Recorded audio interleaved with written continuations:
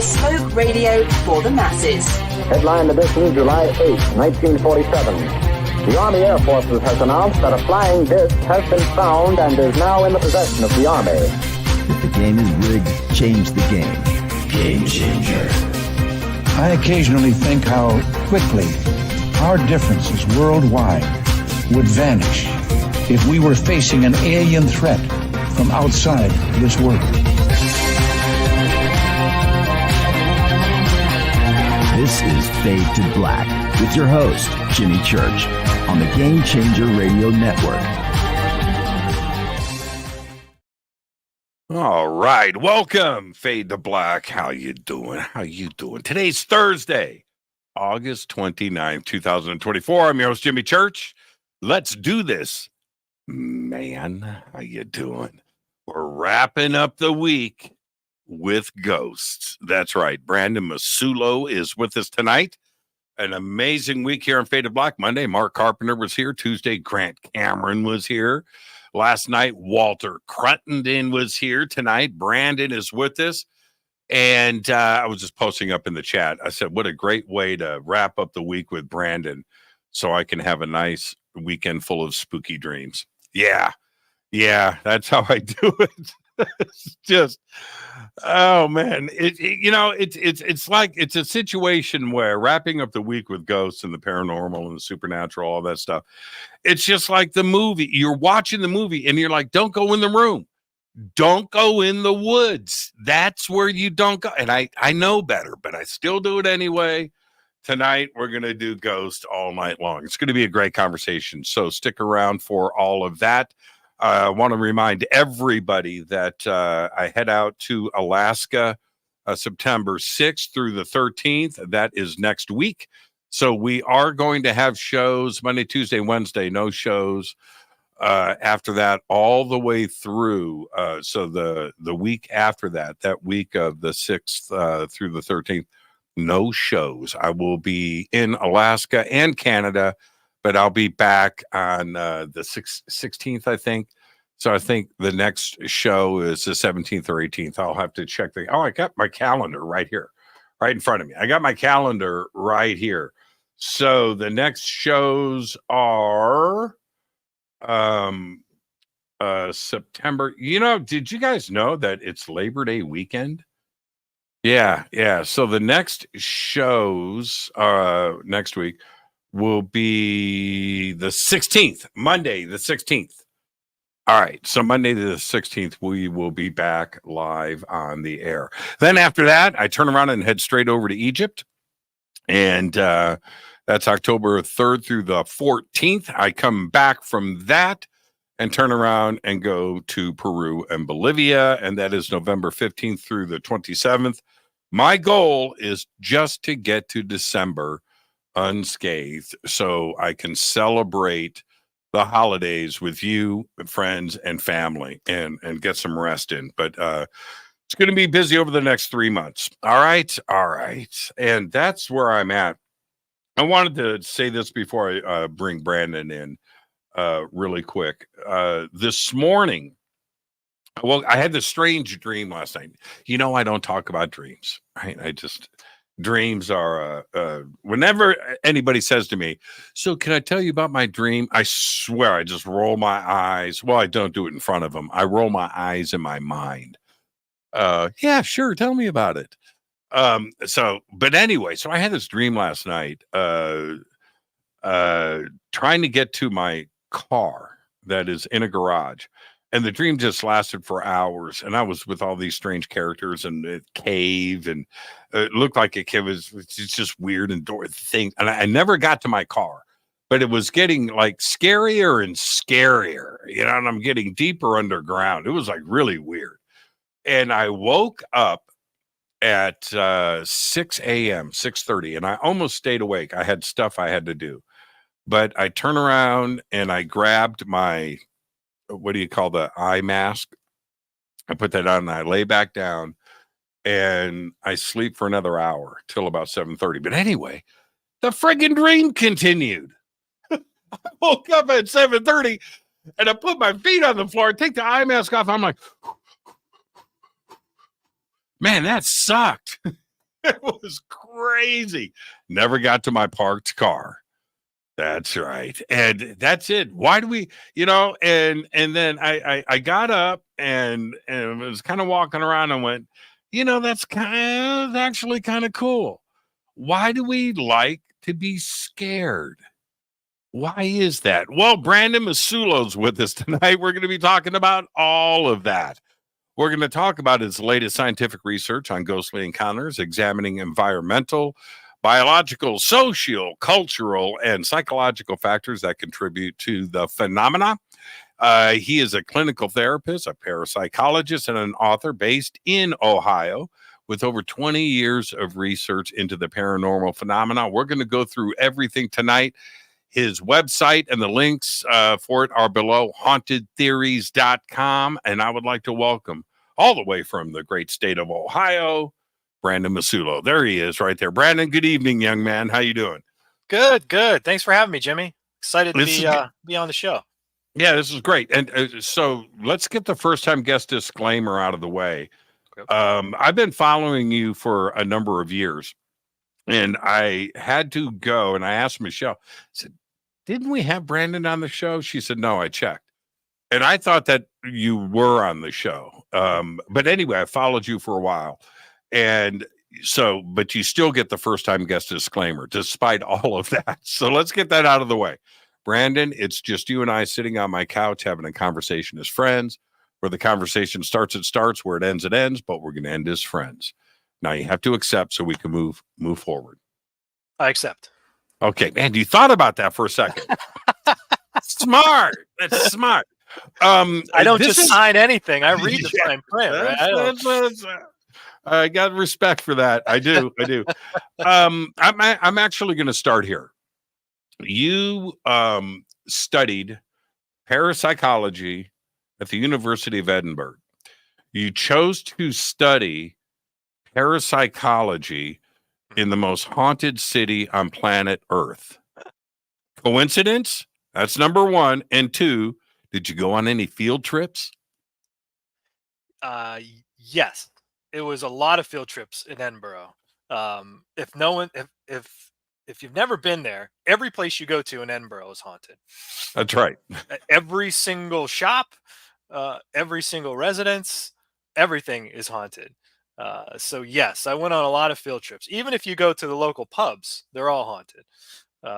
So everyone's got a story in Edinburgh. And I think it is you're right. It is kind of weird that the parapsychology is located in Edinburgh, which is one of the most haunted cities in the world. I don't know I don't know what came first, really, right? But yeah, so a lot of field trips, a lot of ghost stories. I actually did my research at Mary King's Close, which is like an underground city where they supposedly walled up the people who were suffering from the plague. So it's a super haunted place. It's been on all the ghost hunting shows. And oh yeah, my brother goes there every year with his wife. He's invited me. I went to the UK last year. I didn't make it, but he went again this year, and that's why he goes. That's why he goes, and he takes all the tours. He does all the stuff. Now, and here's the other thing: he's got a couple of stories. It's not like he's got hundreds of them, right? But he's got a couple of stories, and he keeps going back.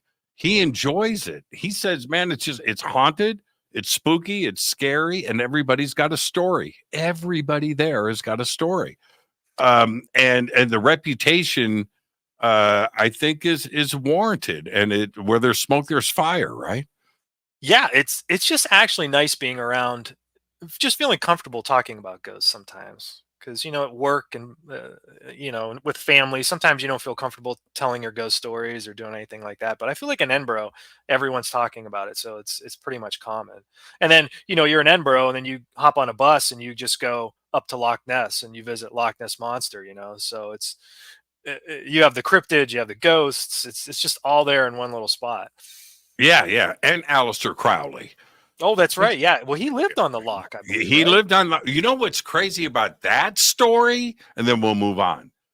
Jimmy Page, the guitar player for Led Zeppelin, bought Crowley's house. Yeah, I actually knew that. Yeah, that's crazy. Yeah, we took the tour. I went on the Loch Ness tour, and they gave they showed out where Crowley's house was, and they gave like Jimmy Page. I guess Jimmy Page has a couple stories about the place too. Um, so yeah, but that I totally forgot about that fact until you just said that right now. And the house burnt down.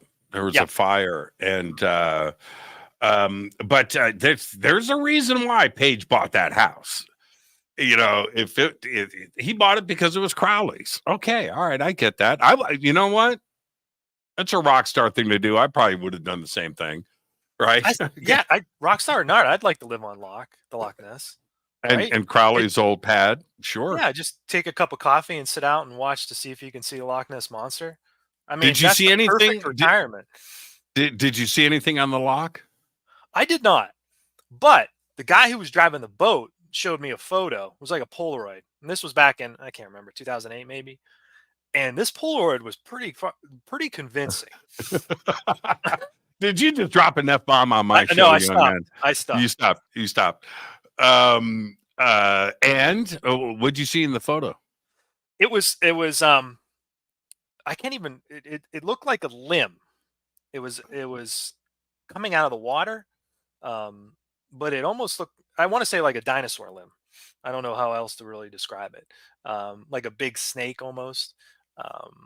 And then he explained how he took it, where he got it. And I didn't know this, but because I'm not really a cryptid guy, but I guess there's giant eels in the Loch Ness that can grow up to like 12 feet or something like that. So a lot of people think that's what the Loch Ness is.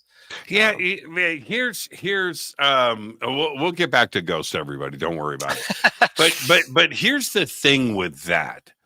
You hear all of these other references and possibilities of the biology that's in the lake, right? Mm-hmm. In the loch. There's no photographs of that either. Right? There's plenty of deep sea dive. There's camera. You would have thought that the 12-foot eels or whatever giant carp or whatever they think is in that lake would have been fun. And none of that has surfaced either.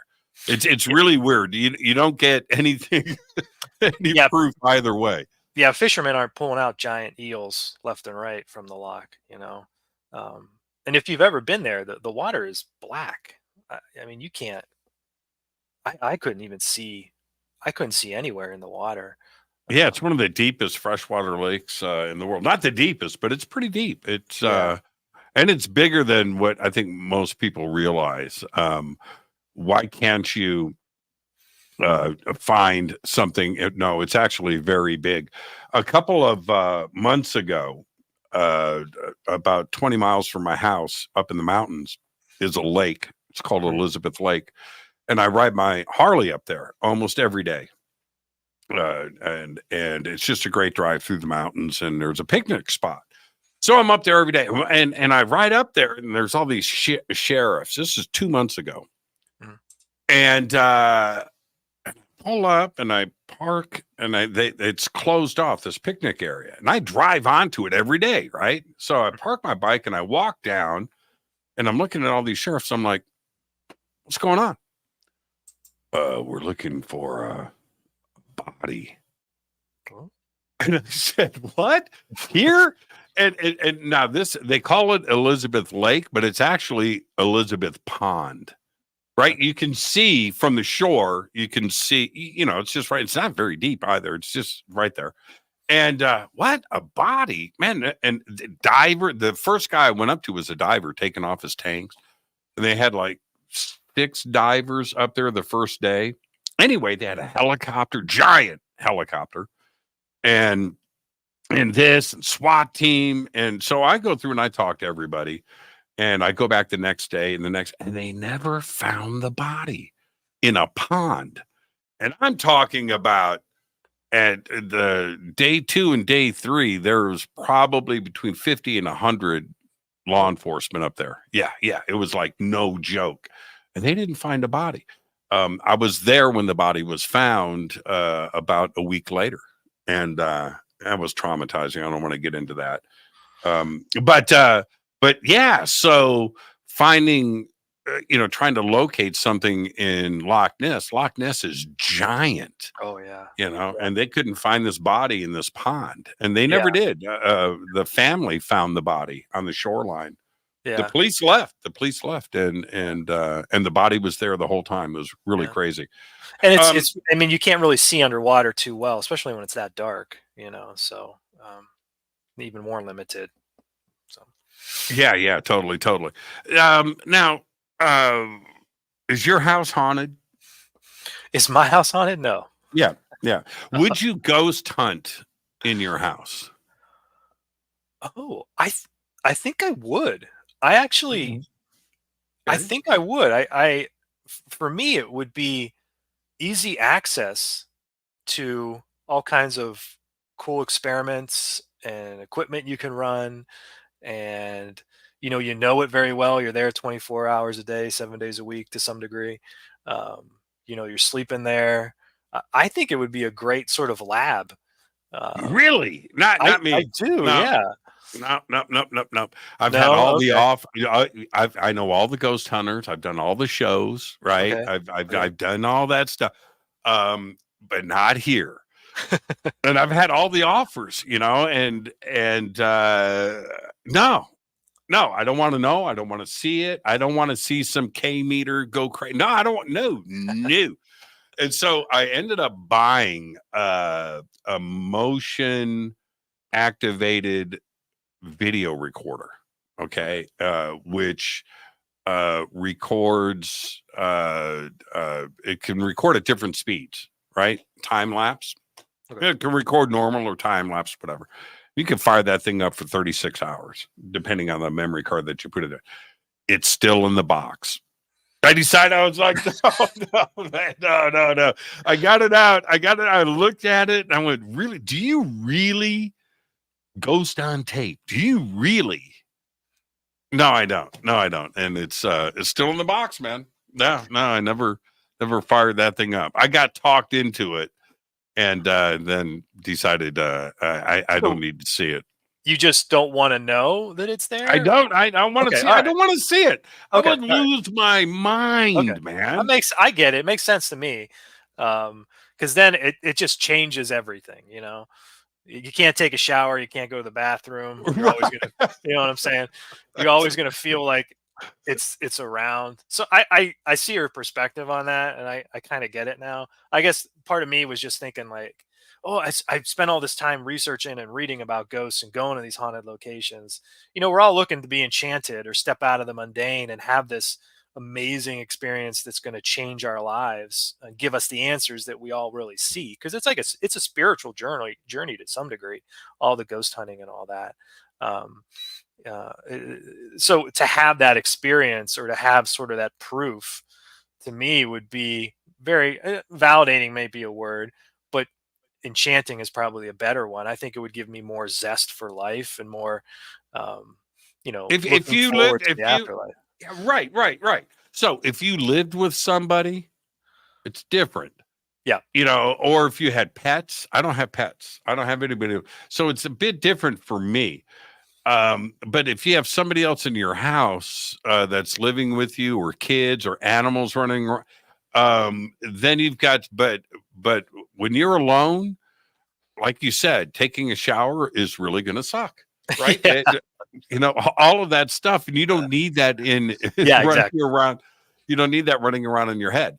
No, I agree with you. Then I might have to rethink my answer. Then, well, what do you? Okay, let's some basic questions. I'm going to throw you some softballs. Oh, okay, thanks. Okay, have you seen a ghost? Have I seen a ghost? No, I haven't witnessed an apparition.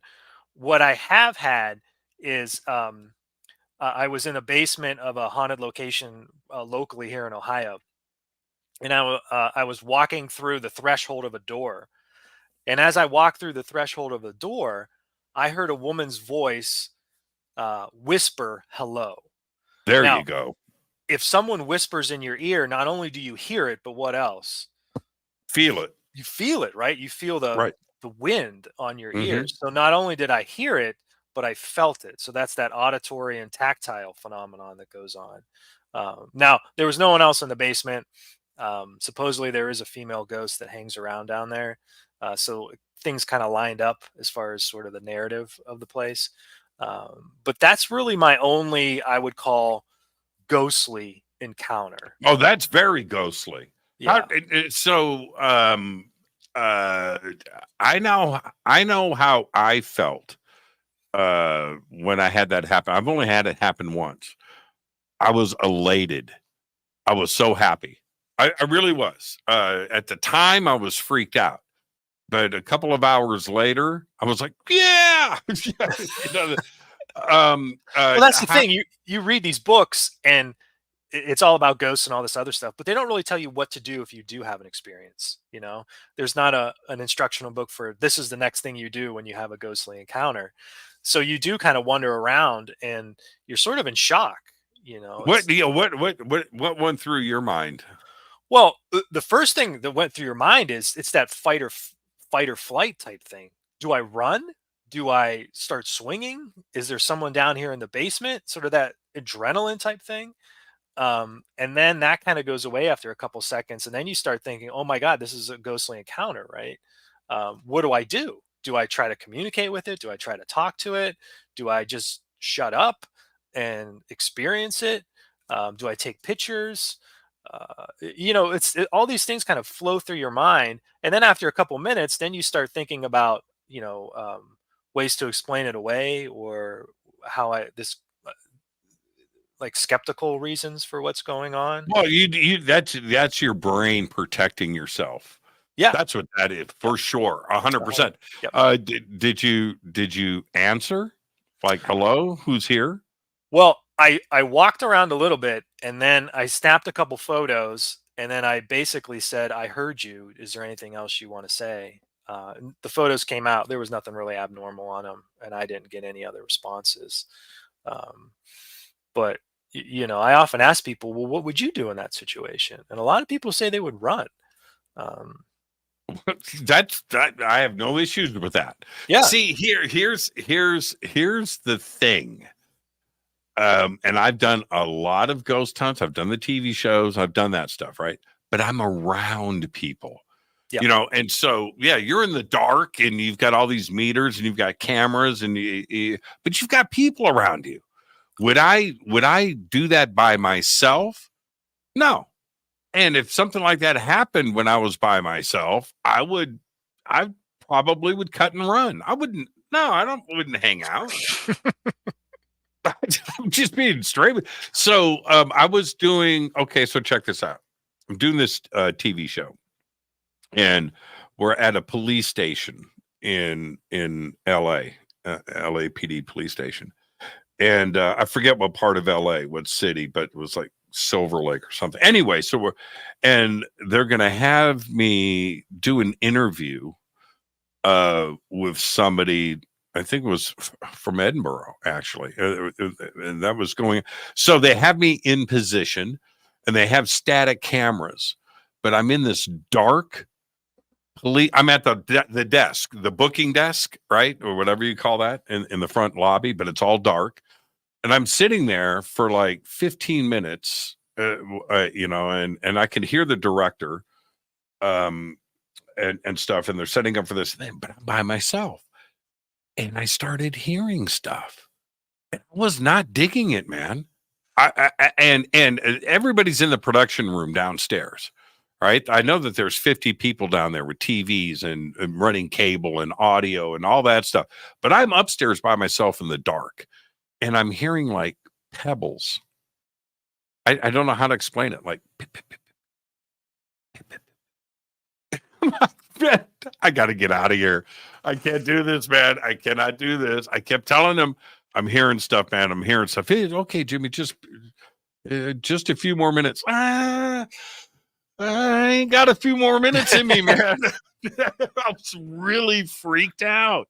Yeah. And if they would have had one person in there with me, it would have been a different story. Yeah. Yeah. Now, how do you explain what's your ideas behind a disembodied voice like that? What could cause that? Gosh, I don't I don't necessarily know if I have a theory or hypothesis on that. I mean, I, it could be so many things. Discarnate voices. Is it, is it a ghost? Is it a spirit of an entity or a residual imprint that's on the environment that I'm sort of picking up on? Maybe I walked in there and right place, right time, if that's what you want to think about it, right? And I picked up an echo of the past. Is it a possibility of a spirit? I don't know. And then sometimes we look at sort of materialistic or skeptical explanations for it too.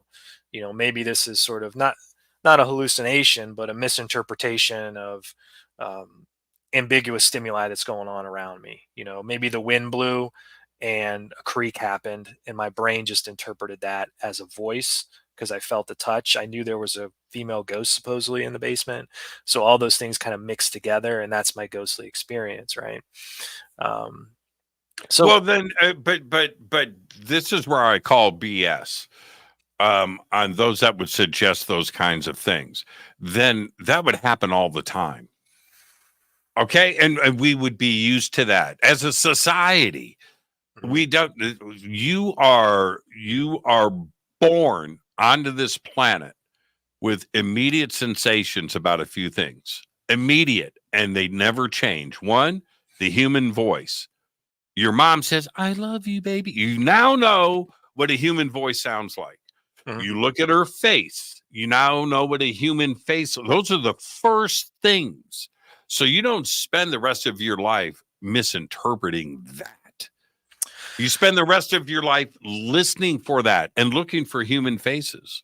You mhm, can pick out a human face, through a forest, and you can pick out a human face that's sticking up. Your brain picks up on that automatically.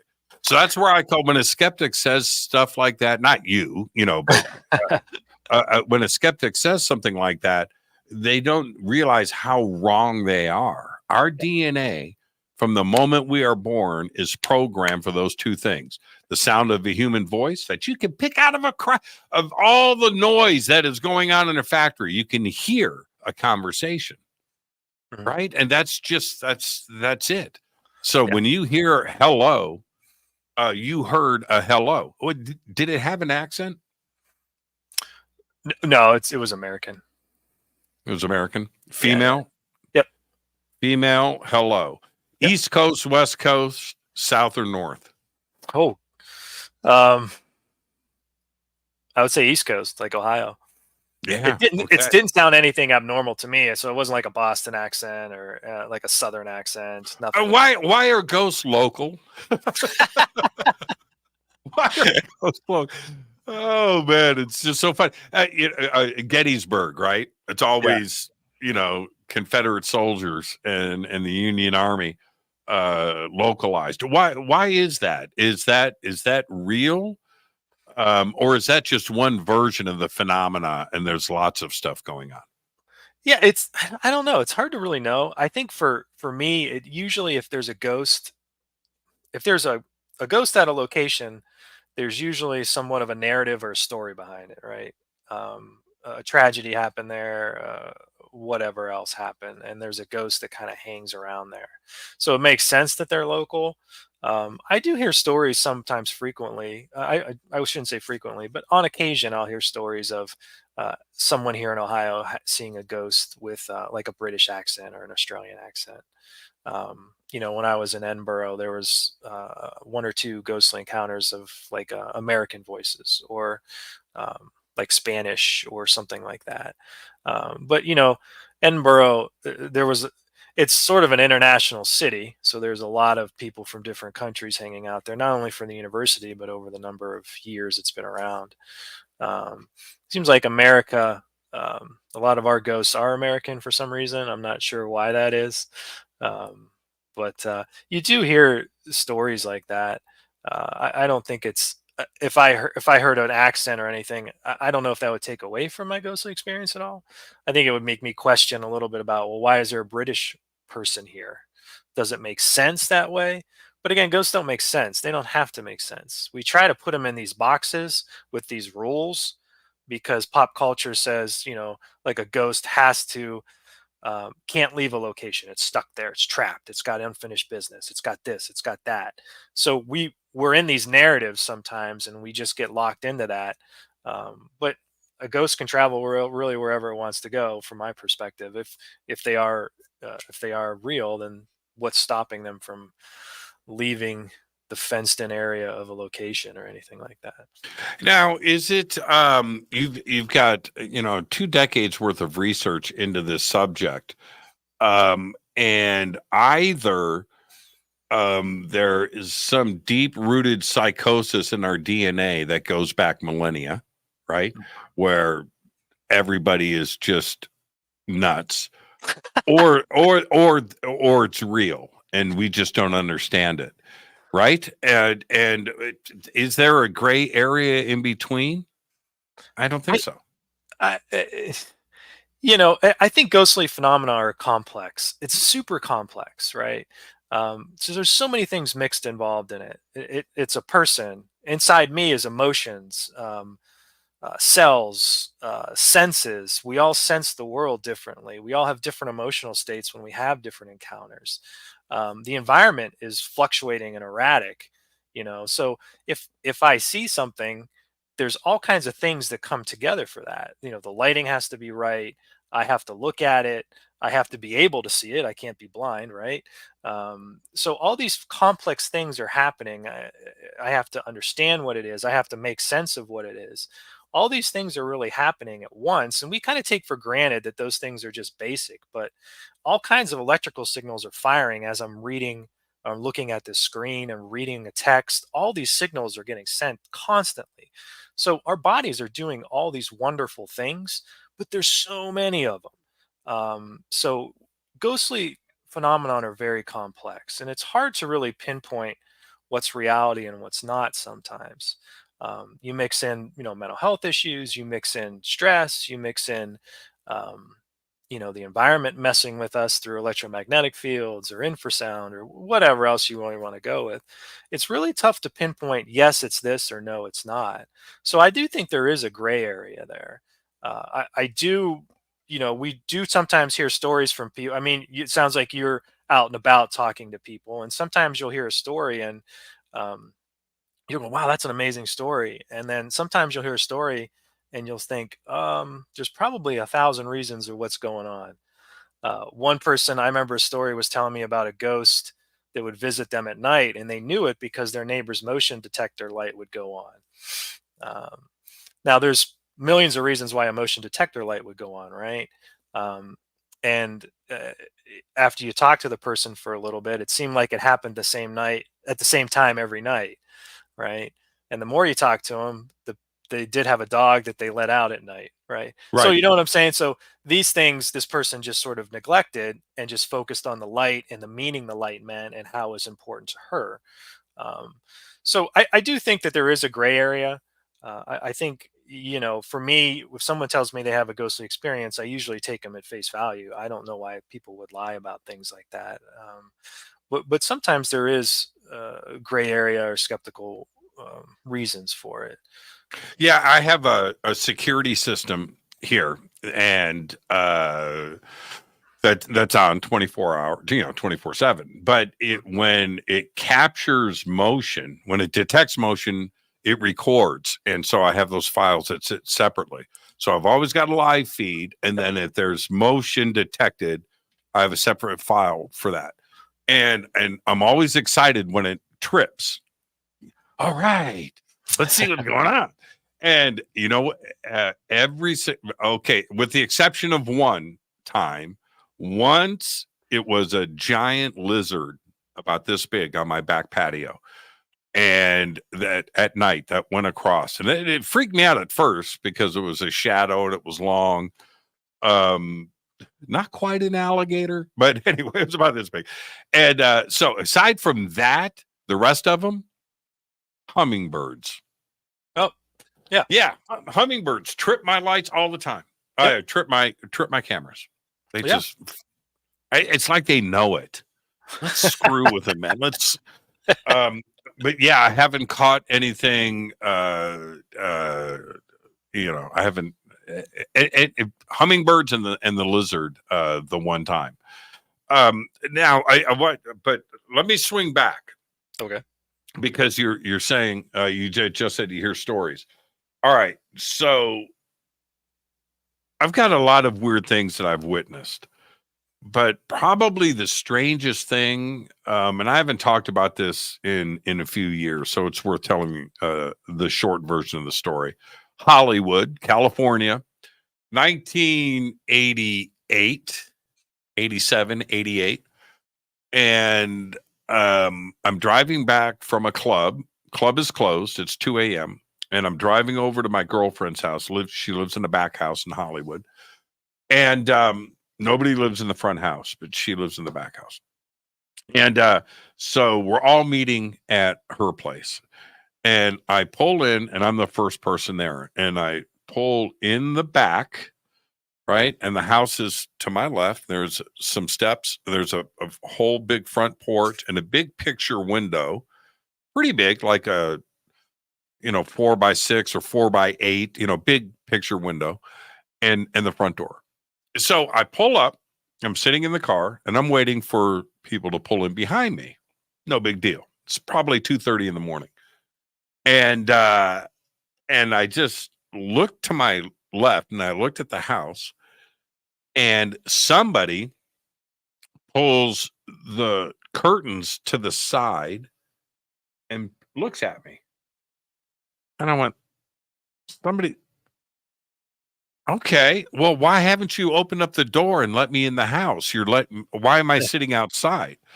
And I was pretty pissed off about it.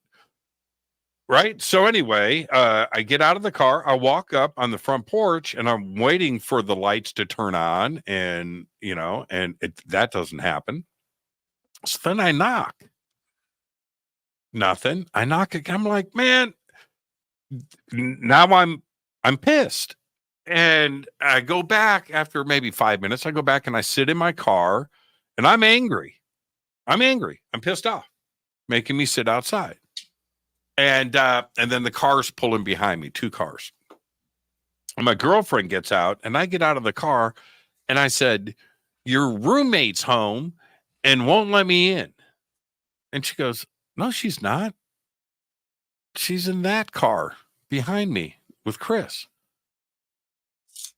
I said, well, who's in the house? Nobody. There's somebody in the house because and Chris gets out. He's a big dude. And what's going on? And I tell him, and I'm upset.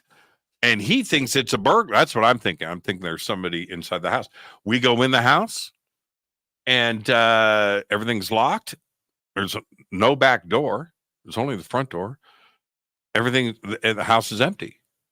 And I walked up to the window, and I pulled the curtains back and looked at my car, like what I saw. And I'm like, oh crap. It's haunted. I went right there. I just went right there. And so when something like that, when I share that story, I realize I sound crazy. I sound like I'm making it up, and I was gonna say, I don't think you sound crazy. I mean, that happens to ghostly experiences. There's millions of them every couple days or every day almost, these experiences that are unexplained, that can't be really explained by science. Nobody really has an answer to them. They're just happening so frequently, but how do you study something like that, right? How do you study that ghost in that house? I mean, you have that one experience. Well, and here's the question, right? It's like the $1 million question. Yeah. When does the phenomenon go from ghostly or an entity to physical? Right? Somebody being touched or these curtains being moved. That's a physical thing. Yeah. A disembodied voice. That's a voice without a body. That's now physical. That's moving air. You can hear it. Yeah. That's a physical phenomenon. So when and how can it change from a non-physical situation to something that is physical, where somebody's being touched, furniture is being moved. You know, what do you think is going on? I actually, that's one of the, like you said, it's $1 million question. They have all these things called haunt type phenomenon. So if someone says they witnessed a ghost, it's not just simply seeing a ghost, right? You have auditory stuff, tactile stuff, lights flickering, sense of a presence, smells, olfactory phenomenon. So there's all these different things that are associated with ghostly encounters. When you talk about movement of objects, is associated with ghosts, but it's also sometimes tied in with poltergeist, or what they call now RSPK, which is recurrent spontaneous psychokinesis. Sometimes they think that has to do with more living people impacting the world around them, right? How so? Explain. So RSPK is recurrent spontaneous psychokinesis. Recurrent means it happens often. Spontaneous means they don't have control over it. And psychokinesis is the movement. It's like mind matter movement. I can move. It's like the force. I can move. So people doing it to themselves and not knowing it, or not being able to control it. Yeah. You ever seen the movie Carrie? Yes. Okay. That is a great example of recurrent spontaneous psychokinesis. This is a person who is going through significant sort of emotional stress, overwhelmed emotionally. Maybe it hasn't found the right ways to cope with things. And then it's sort of somehow that energy is emanated through them and into the environment, and they move objects. So sometimes when we think about ghostly phenomena, we think it's external.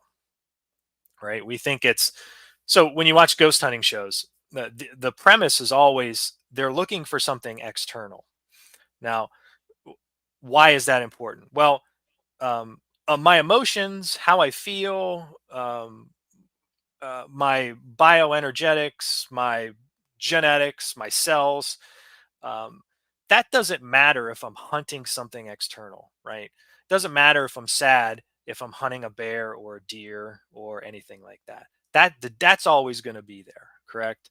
External stuff is always going to be there. But if the phenomenon is internal, then it relies more on myself, how I feel, my emotions, and my interaction with the environment, right? So if I'm hunting something external, it doesn't matter how I feel or how I'm interacting with the environment. That bear is always going to be there. However, if the phenomenon or the thing I'm looking for is tied in with me, then we're working together. It's bidirectional, it's interactional, right? So how I'm doing impacts what's happening out there. A lot of times people think, well, ghosts are just the right place at the right time, right? You being in that driveway at that moment when the person looked out, right place, right time. Now, you could be in that driveway 1,000 times and that's never going to happen, right? The ghost looked out that time. And I think research now is focusing a little bit different than that. Ghostly experiences aren't just right place, right time. It's more like the right person in the right setting. Okay. So there's a lot of people that have numerous ghostly encounters. And what we're finding is we're finding a lot of interesting information that these types of people are unique in a certain type of way. They're very sensitive to the environment that's around them. Their sensory is really heightened. Psychologically, they're a little bit different. And they seem to be impacted by the environment different than anyone else. So if a skeptic pulls up that driveway at 2:30 in the morning, do you think they see that ghost? Maybe not. Right? That's such a great point. But back then, I was in my 20s, and I had interest in all of this, UFOs and all of that. For sure, I did. But I wasn't looking for that, and I didn't think it was a ghost. I thought it was her roommate that wasn't letting me in the house. And which is so if a skeptic, let me answer that, because I think that's a really good point. If a skeptic sees that and goes through the same experience, do they change? Is that enough of a paradigm shift for them to now consider something that may be paranormal or supernatural. The key word is open-mindedness. Sure. I think that, like, you could have a skeptic that's open-minded, and you can have a believer that's open-minded too, right? So I think a change in paradigm that you talk about there. So going from there's no such thing as ghosts to maybe there is ghosts. That's where the shift happens. So then you go open-minded. If someone's open-minded, I think the paradigm shifts is a lot greater. But I think a skeptic, if they're closed-minded or they don't want to admit what they saw, or the 30 seconds after our brain sort of calms down, then we tell ourselves, oh, it was just this. The air conditioner kicked on. I looked to the side and the window flew open, or the window drape flew open. That makes sense to me. When we're presented with uncertainty, our brains try to fill in the gaps. For sure. If I'm a believer, I can fill in those gaps with saying it's paranormal phenomenon, it's a ghost. I understand what that is. I might not be able to explain it, but I understand it, and my uncertainty level goes down. So I'm more comfortable with things, right? And the same with a skeptic. If they can explain it, whether it's through the air conditioner moving the drapes or whatever else stuff goes on, the uncertainty goes down. They're more at ease, and they just feel more comfortable with things. So that's when we explain stuff, that's what we're doing. Yeah. If the blinders are on, right, with a skeptic, the more you try to convince them, the more solid their position becomes. You're not going to convince or change a skeptic's mind with facts. They have to go through an experience. That's what they have to have the crap scared out of them. No, I'm being very serious. Or like a UFO in the sky, or I've never seen Bigfoot. I'm a skeptic. Yeah. Right. I've seen Bigfoot prints in the ground. Yeah. And that freaked me out. Right. But that didn't push me over the edge. Right. It didn't make me some believer. And I believe in the woo. Trust me, man. I'm all about the woo. I love the woo. But I need things to happen. And then there's stuff that I really can't explain that to me is out of the normal. I'll show you something. And this is a great example. This is for the audience. Let me see if I can get I don't know if I can. Let me see. Okay. You see that I Want to Believe poster right there, from X-Files? You see it right there? Okay. Yep.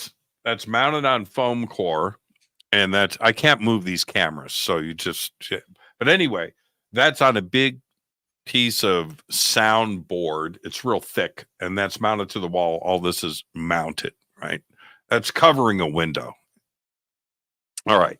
So I walk in the studio, and I come in, right? And I come in the door, and I walk in, and that is down. It's behind that computer. It's sitting on the top of this desk. And I'm like, what? Right. And so I walk over, and all of that's professionally mounted. That's on foam core. It's not a poster. It's on foam core, and it's got mounting stuff on the back and everything. And it's mounted to this heavy piece. Anyway, I was like, what? It just looked out of place to me. So I go up and I look on the back, because I had it done at a frame shop.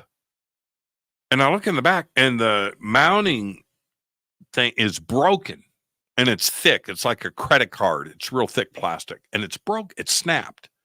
It's like, what? And then I look on the floor right here, and there's the other half of this. It's just like a credit card, same size, same thickness. You can't break a credit card, right? This is snapped. So I had some double sticky tape. I put that on there, and then I had some Velcro pieces all over here that happened to be there. So I do all that, and now I remount it. Now it's all Velcroed, right? It's stuck. You can't move this now. This is just permanent. It's a permanent thing. So and I come back and I sit in this chair and I turn and face. I was like, man, it feels pretty good. I got all that fixed. And then I turn over and face this direction. And in the middle of the floor, right there, right where I'm pointing my finger, right there, in the middle of the floor are two pieces of foam core, this big, that were underneath that area. It's a desk. It's a corner desk against the wall with a toolbox pushed up against it. And I'm looking and I'm like, huh, what? And it's at that moment where I just sat back and went, okay, this is beyond coincidence. This happened over here. That got moved in the middle of the floor over the same night. The night before I went to bed and nothing had moved. So if a skeptic walked in to their office one day and had all of these events happen at the same time, something unexplained and snapped and broken and that's down and you've got and then stuff that you've got pushed up with a toolbox to hold it against the wall. It is now sitting in the middle of the floor. What's going on, right? Do I have fairies running around moving stuff at night? So it's that kind of stuff that is outside of the normal. That doesn't happen in a normal situation. It just doesn't. Things don't move by themselves, and that's what a skeptic needs. They need that kind of moment where they go, "Okay, this I can't explain. This is not wind. This is not the air conditioner. This is not a fan. This is not this. This is not Yeah. And that's I think that's what you need. It scared the crap out of me. I can tell you that. Yeah, I got 2 points to that. First is this, and I don't my brain doesn't remember the specifics, but there's a researcher by the name of Dr. Jessica Utz. She was the president of the American Society of Statistics, I believe, and this was maybe 5-6 years ago. She had worked on she did the statistics for the Stargate, the government program that did the remote viewing. SDI, yeah. Is that okay? All right. Sounds like you know a little bit about it. But I had listened to a talk by Dr. Edwin May, who I think was the person who ran that program. And then I had looked up Dr. Jessica Utz. And anyway, so she was given a talk to all the professors of the American Association of Statistics. And now statistics is usually a concrete area of discipline, if you want to think about that. It's based on numbers, it's based on facts and mathematics and all that. And she said basically that statistically, psi or ESP, telepathy, those types of things, statistically, it's been proven beyond a measure of a doubt, statistically, based on all the experiments that have been done since the 1940s or 50s with J.B. Ryan and Duke and Parapsychology Lab. Statistically, it's probably more evidence behind the existence of it than any other really phenomenon we have. But she said it's still considered paranormal. So why is that? And I think they asked some people who were skeptics, and they basically said what you said. They're not going to believe until it actually happens to them. Right? You can give them all the statistics. You can give them all the anecdotal stories. You can give them all the videos. You can give them all the photos. But it's not going to click for them unless something significant happens to them. Right? So I'm just reiterating what you said. And this is a statistician, a pretty well-known statistician who rise to pretty significant academic prominence. So I think I would agree with you on that. And on the second point of that is when you talk about the stuff that's happening to you, like your house and the phenomenon that's happening to you with objects moving and breaking and snapping and showing up in the middle of your living room and all these kind of types of things, that there's a footsteps, noises, thumps. We society or the narrative or pop culture pulls us to the idea of a ghost being present in your house. Now, there is a book that I'm not going to be able to find because I need it right now, but I can probably find it on the break. But it's about this young woman who was overseas, and this is in the 80s, and she had a lot of gifts in which things were moving around her all the time. Right, things were flying off the walls, glass were shattering, uh, books were flying all over the place. Other people were witnessing this. This was not a ghost. This was that recurrent spontaneous psychokinesis that was going on. So what I'm my point sometimes is, and when we look at the phenomenon, sometimes it's not clear cut. There's numerous explanations for the phenomenon that happen around us. Ghost is just one of them. Psi, recurrent spontaneous psychokinesis, mind over matter, these types of things. Perhaps I'm going to give you a scenario.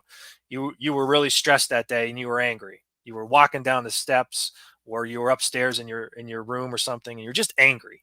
And somehow that anger transmitted into the environment, snapped that thing on the back of your sign fell down, and all these other things start to happen, right? So that's you impacting the environment. It's not a discarnate entity hanging around your house moving stuff around. Now, I'm not discounting the ghost stuff at all. I'm just saying, No, not at all. But wouldn't that be crazy? I'd rather have it be a ghost. Yeah. And if that is the case, where that supports that idea, and I'm with you. The carry side of things, right? Supports what physicists are researching today, right? Entanglement, spooky action at a distance. Yeah, entanglement is sort of that telepathy type thing. Exactly. For sure. Yeah.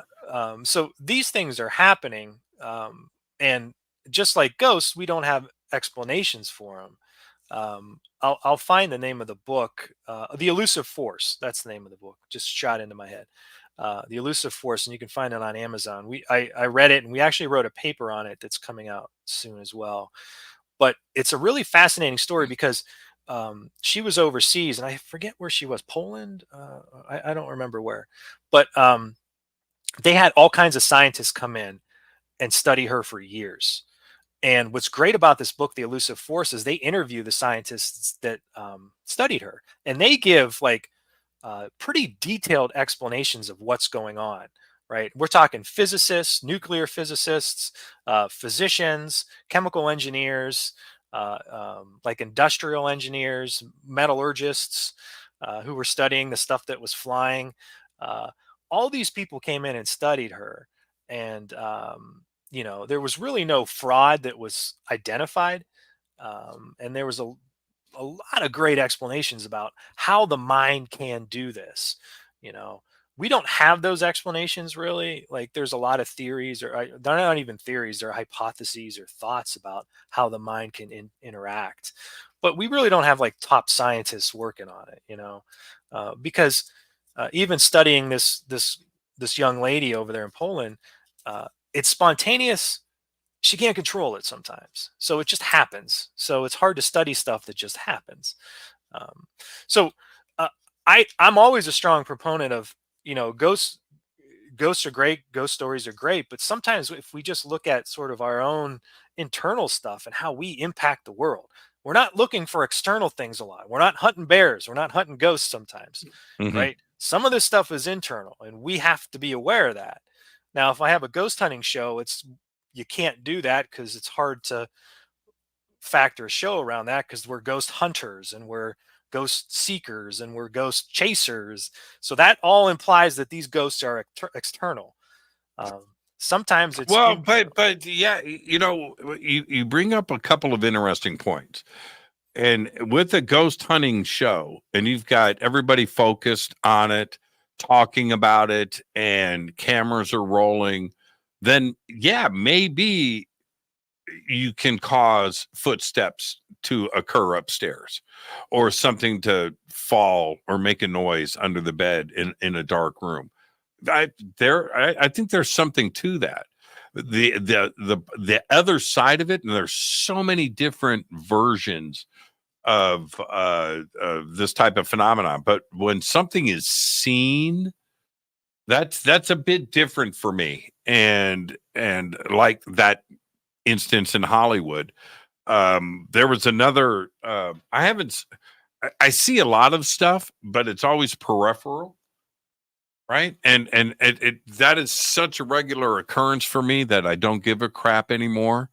It could be anything, and I don't pay much attention to it.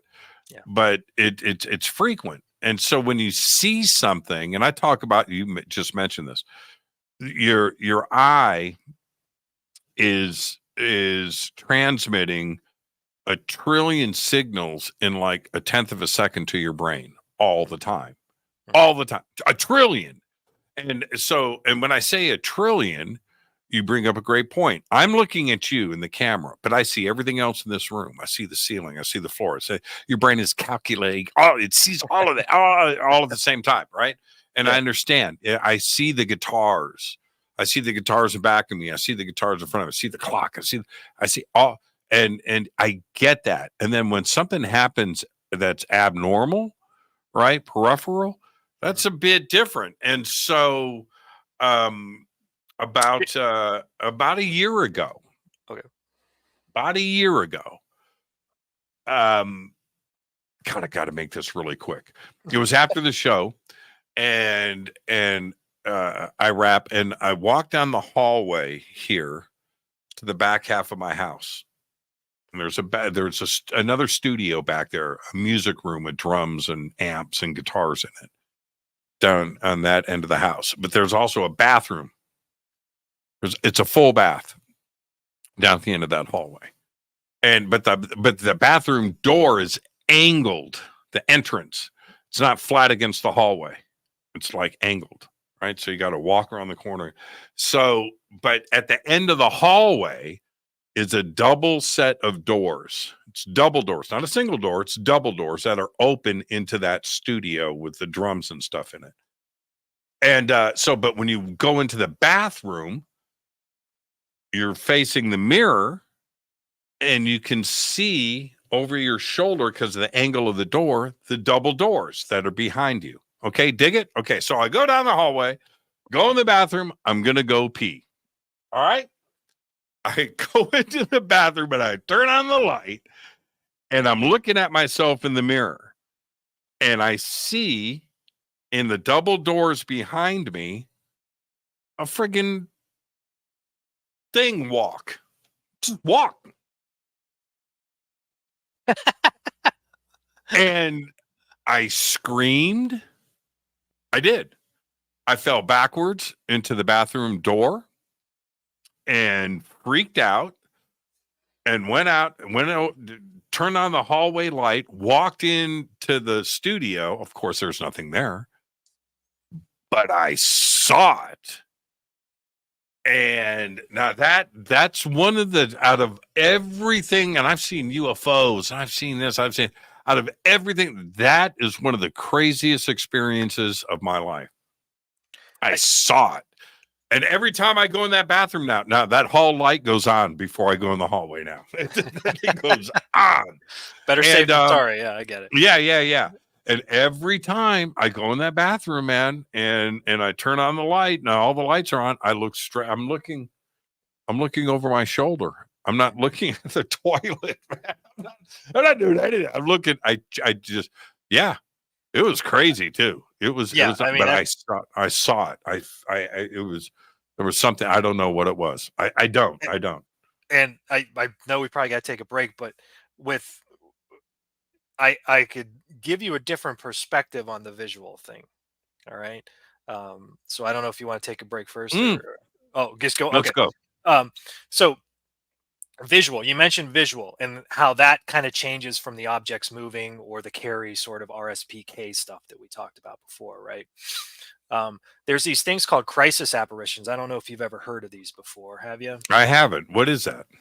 So crisis apparitions are amazing. They're actually probably the best evidence there is for sort of paranormal phenomenon, ghosts, afterlife, or entanglement, telepathy, the whole 9 yards. So a crisis apparition is if let's say I'm laying in bed one night, it's 1 o'clock in the morning, and I see an apparition of my aunt floating above my bed, and she's waving and saying goodbye.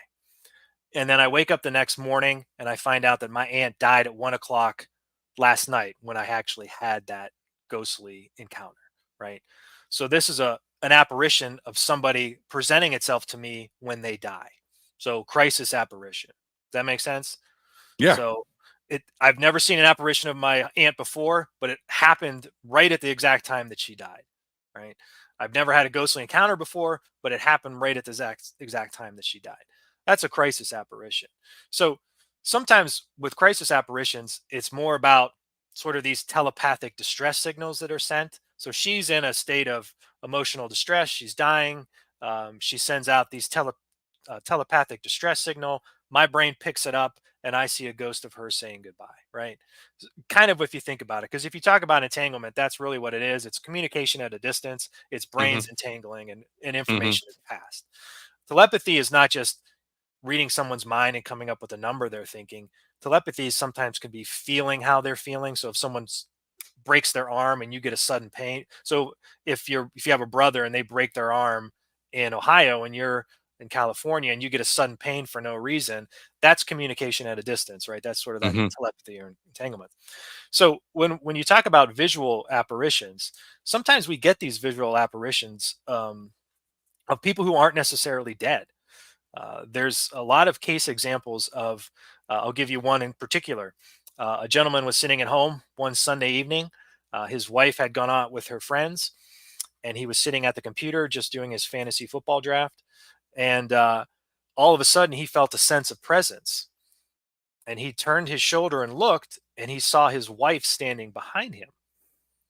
And it looked like her arm was all busted up, and it looked like there was blood coming down her head. Obviously, he was shocked, so he turned, and when he went to say something, the apparition disappeared.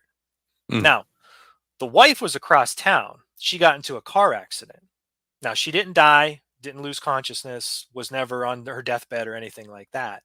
But somehow, her distress shot across town, entangled with his brain, and his brain got that message, and it presented as what? An apparition, right?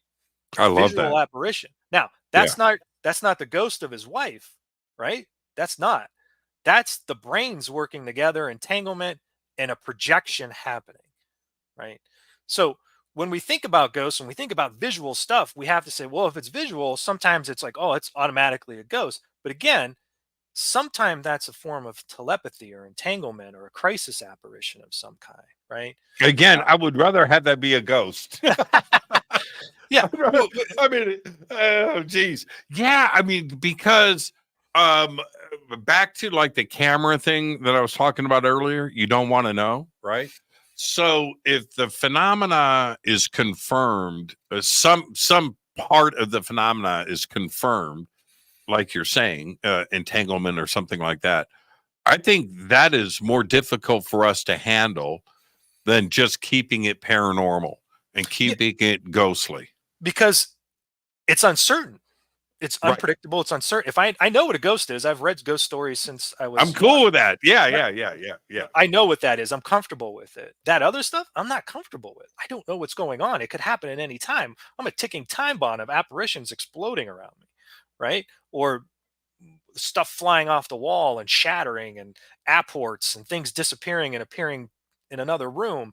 If I'm able to do that, and this is what that girl in Poland was able to do, if I'm able to do that, holy moly, you know.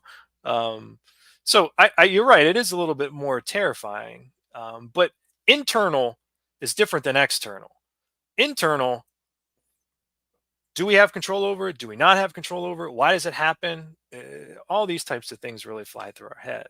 Yeah, yeah, and although I try to stay as skeptical as I can on all of this, just to keep my sanity, right? Okay, there's that part, but here's the other part. This show starts at 7 p.m. As you know, we sound check at 6:30. Correct, Brandon? That's right. You know what I do at 6 o'clock? I turn on all the lights in my house. So when I leave this studio at 10 o'clock at night, show ends at 9, at 10 o'clock, I'm done, right? And I walk out that door, all the lights are on. I don't go out there in the dark, man, and turn on the lights. So what it's like I'm a paradox, right? It's like really weird. And there is his name's Richard Dawkins. I don't know if you know Richard Dawkins. Richard Dawkins is a scientist, atheist, nothing to see here person. I'll just say that. He everything to him is just chemistry and science and math, right? There's no afterlife. There's nothing. There's not, he's one of those cats. There's a lot of them, but he's pretty famous. All right.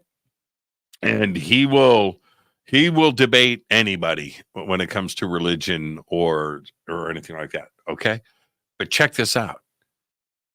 He's terrified of haunted houses and ghosts. Now you can't have it both ways, can you? Right. But he said, no, man, I'm not going into a haunted house. No. But yet, right? Spirituality, God, consciousness. No, all of that is bullshit. But he's scared. He's afraid of ghosts. That is weird. That is kind of weird. I wouldn't expect that. It's kind of playing it safe, actually, is what it's doing. It's playing it safe. Most people who are skeptics are like, take me to this place, show me what's going on, tell me what's happening, or put me there. I'll prove to you it's not happening. So that's weird that he's the opposite of that. Well, this is my Pandora's box, and then we'll take our break. Here's my Pandora's box. I walk into a room, I walk into a room, I turn on the lights, and there's something standing there. Right? I don't want that to happen.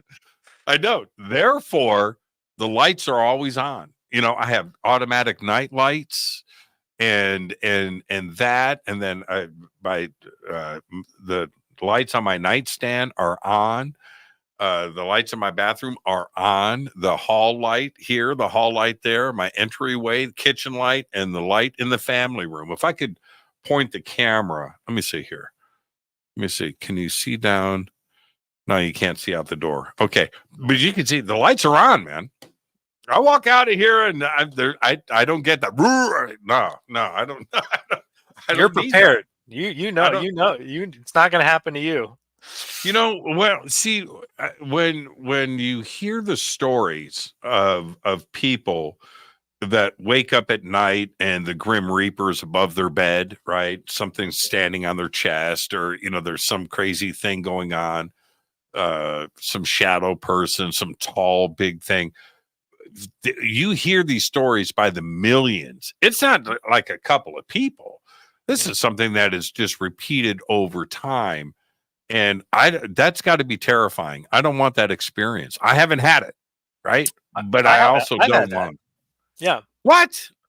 Yeah. Well, you just told me you haven't seen anything. Well, that's sleep paralysis. Well, okay.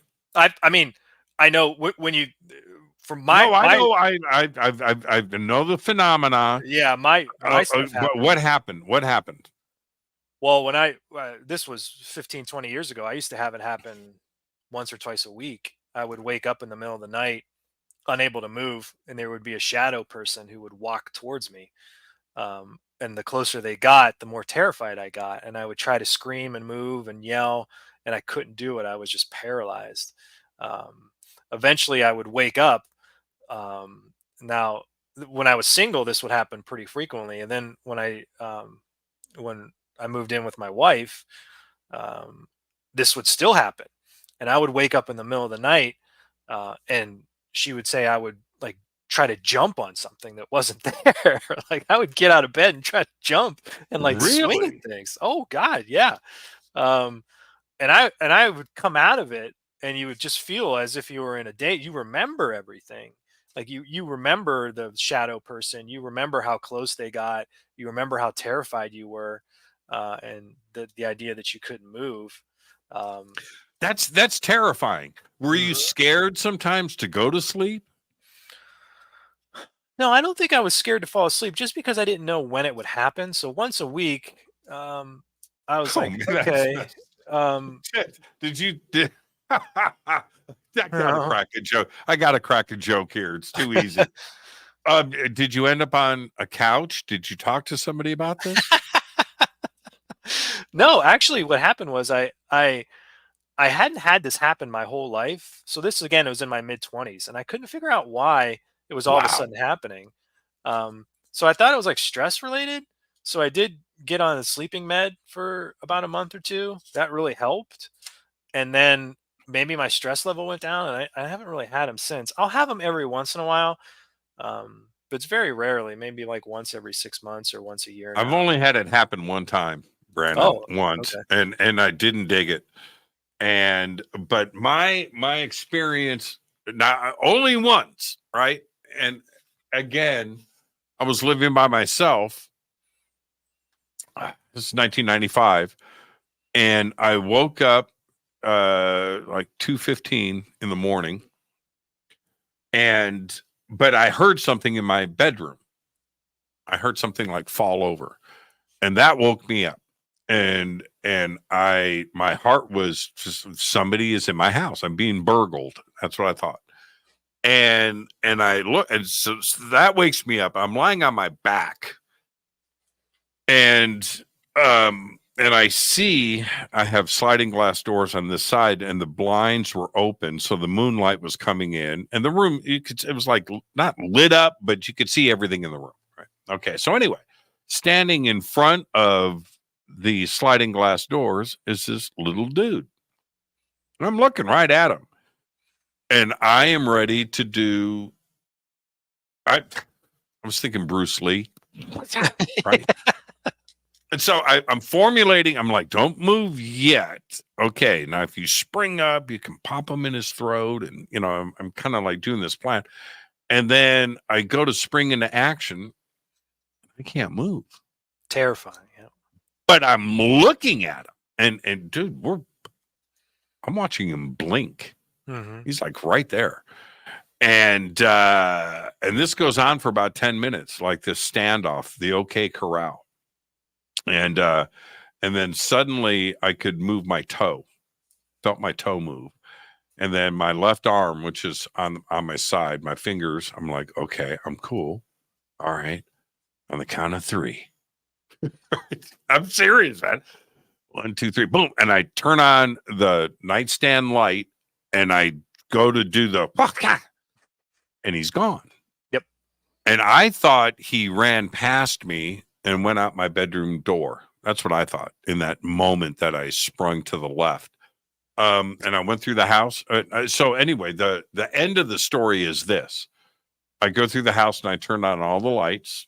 Nothing in the second bedroom, my daughter's bedroom. Nothing there. No, right. House is empty. I slept with the lights and the TV on for the next 10 years.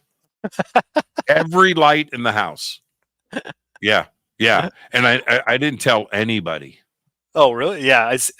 I understand that experience 100%, and I understand the first time it happened to me too. I was probably under the same thing.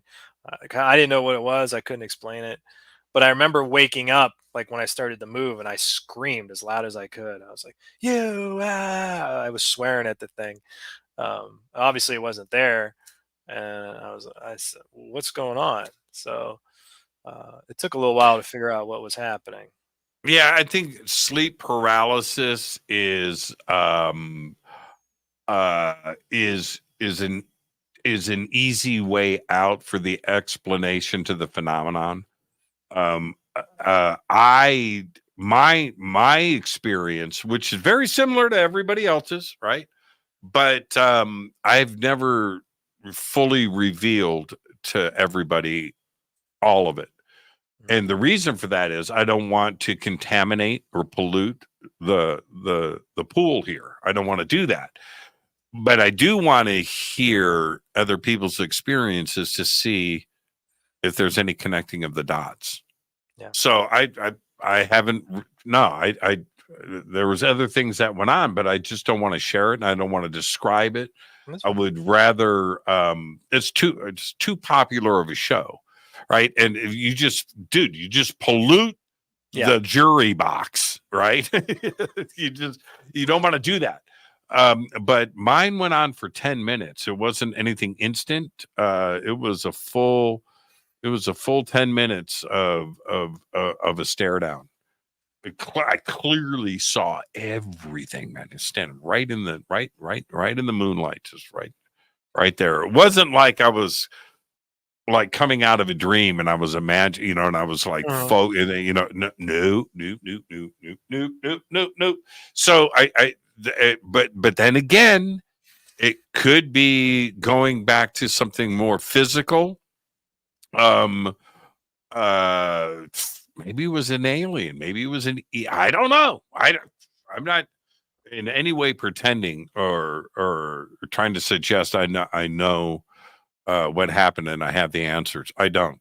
That's what's great. Sometimes it's not knowing. For me, it is. It's the pursuit of solving mysteries or gaining information. You know what I did? I think I might have mentioned this before. So after I went through the house, thought it was a burglar at first. That was the first thing. And everything else. And the house was empty. And I said, I'm trying to figure, but I went back to my bedroom sliding glass doors. I went out to the patio. And you know what I did? And this is in Los Angeles. This is in Sherman Oaks. Big populated, packed city.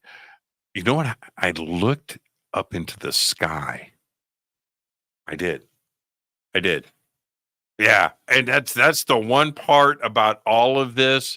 I can't explain why I did that. Yeah. Yeah. It was weird. I just kind of like looked, I was like, and later, even to this day, what was I expecting to see? Right.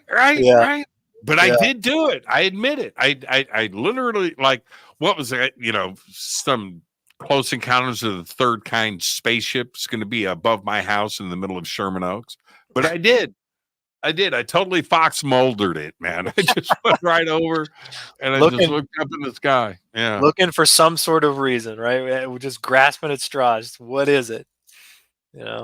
Let's take our break. Let's do it. We're a little late with that. Let's get to it. Our guest tonight, Brandon Massullo. We're talking about ghostly encounters and his ideas about what may be going on. He's got 20 years of research behind him. This is Fade to Black. I'm Jimmy Church. We'll be right back. Stay with us.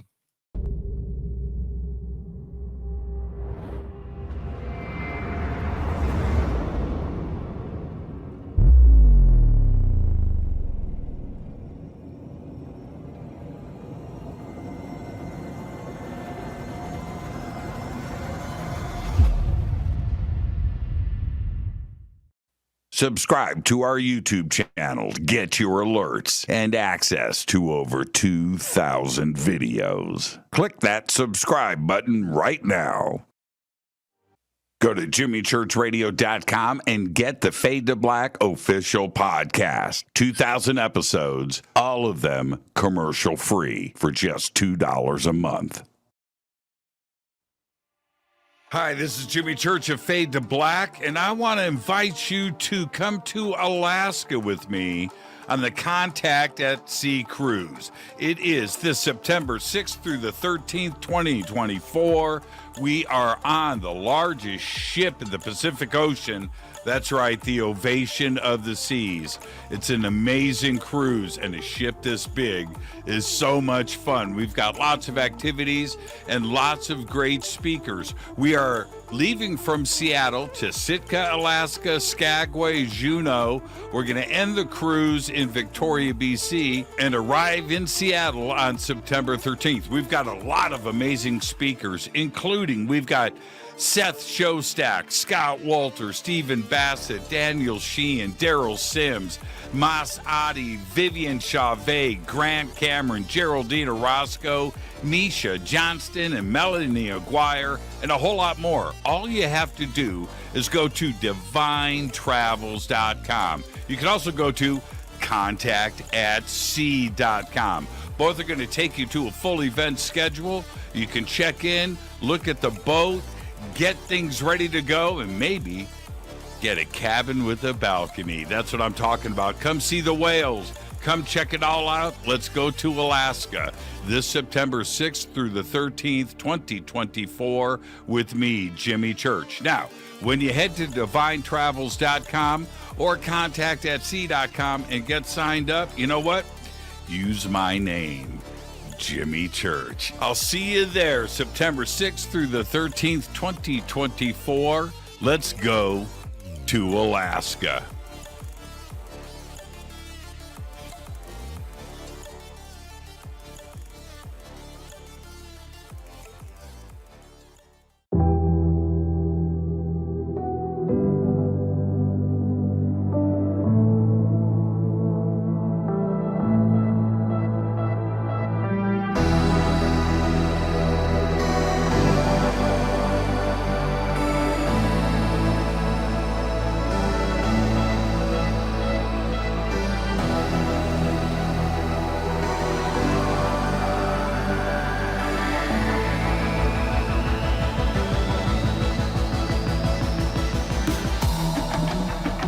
This is Jimmy Church. Please visit and explore Egypt this October 3rd through the 14th, 2024 with Billy, Elizabeth, myself, and very special guest and the #1 podcaster in the world, Sean Kelly. It's simple to do. Just go to forbiddenknowledge.com and click on upcoming tours, or click on the link below. We'll see you there.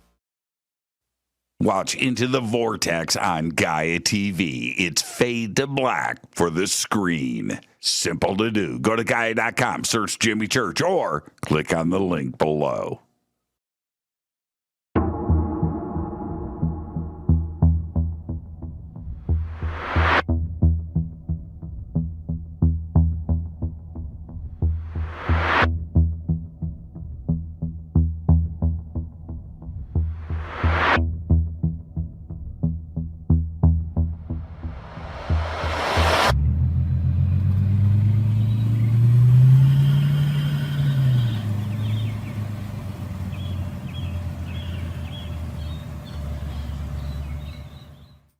Follow Fade to Black on Twitter @JChurchRadio. Get all of the show updates every single day. It's now called X, but who cares? How you doing? Jimmy Church here. Special announcement. Get your Fade to Black t-shirts. That's right. Help support the show. Help support everything that we do over here. We've got 2 t-shirts. We've got 2 ways to get them. Get your Fade to Black t-shirt today. Go Beckley Teppy.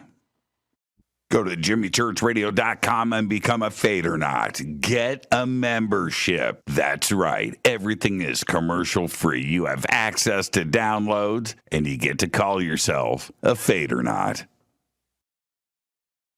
River Moon Coffee, makers of the Fade to Black blend. Truly the best coffee on planet Earth. Just visit rivermoonwellness.com or their Amazon store. It's all simple to do. You can check out the Fade to Black blend, the Game Changer blend, or any of their Black Moon Wellness products. It's the only coffee I drink. It is the best, and it's Doc. Again, rivermoonwellness.com.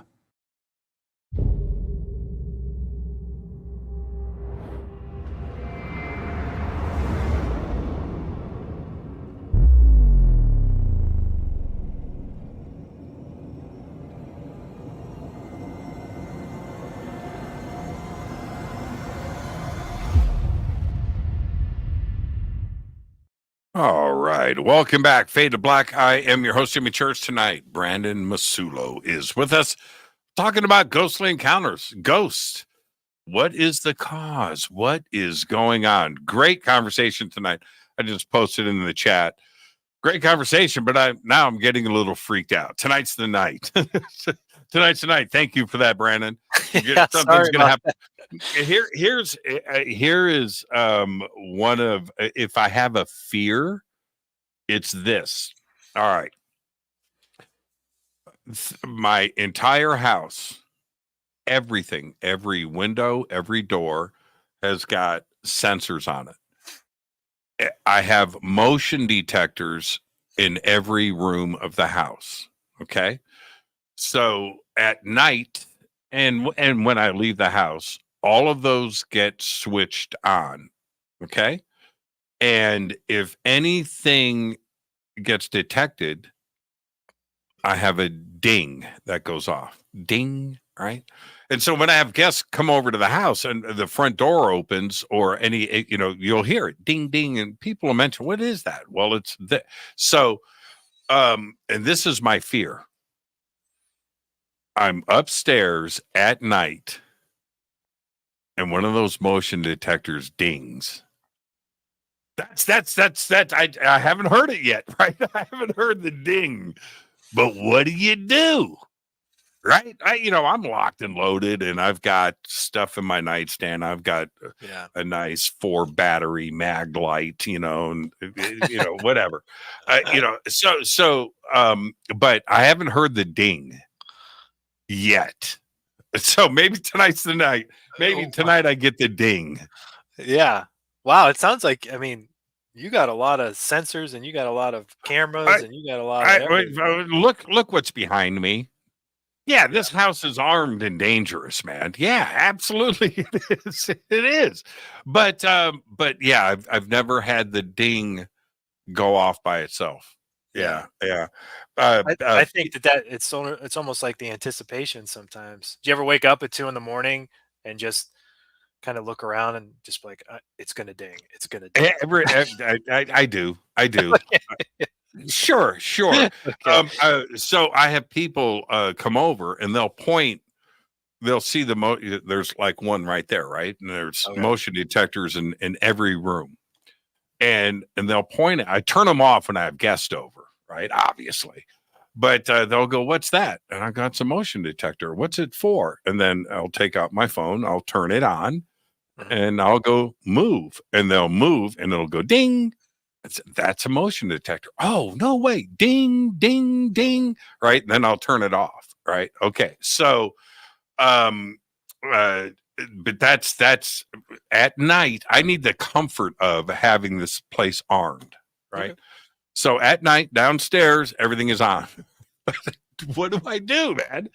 What do I do when I hear the ding? And here's the other part with this. Why is it that the phenomena is so sensitive to electric devices? That's the crazy part. EVPs, cameras, FLIRs, night vision. The phenomena triggers that stuff. What do you think is going on? Well,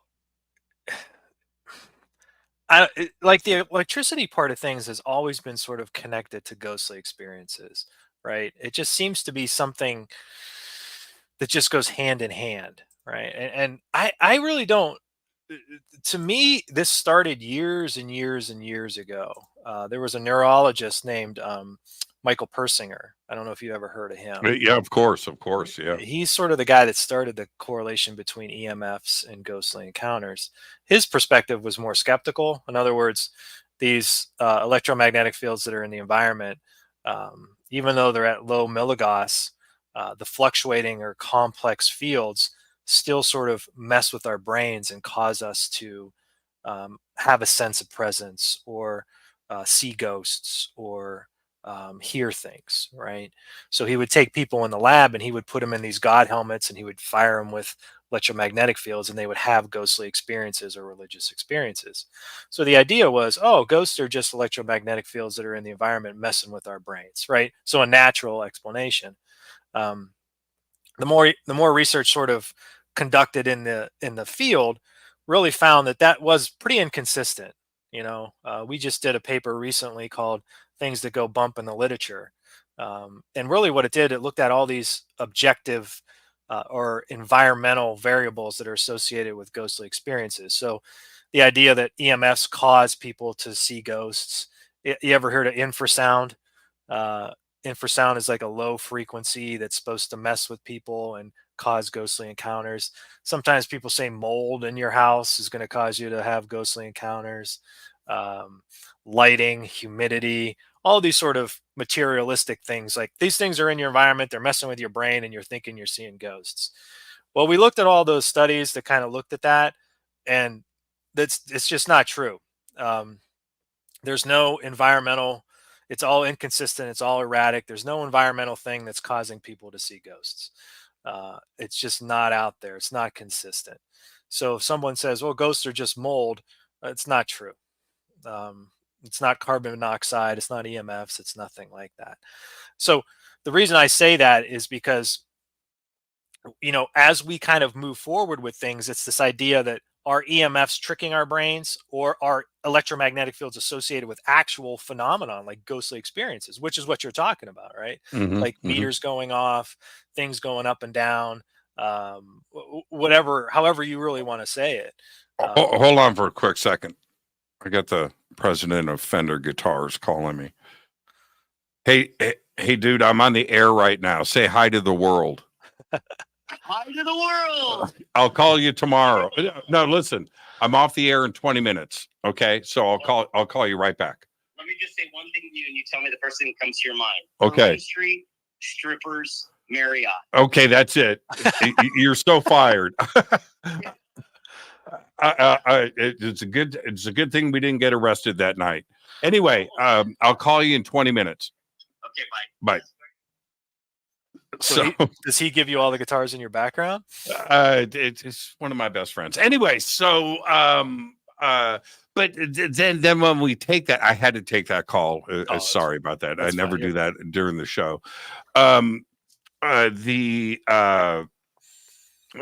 idea behind EVPs takes things to a whole nother level, where that's a tough thing to explain. And if I hadn't have gone through one situation where I saw an EVP get captured, and I mean, I was there, and I jumped back. The hair. I mean, I had a hard time explaining that one away. You hear it on the radio, you see it on TV. That's okay. I get that.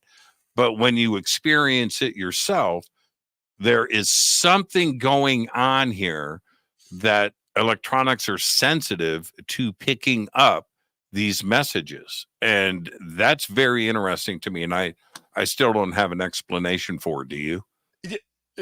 No.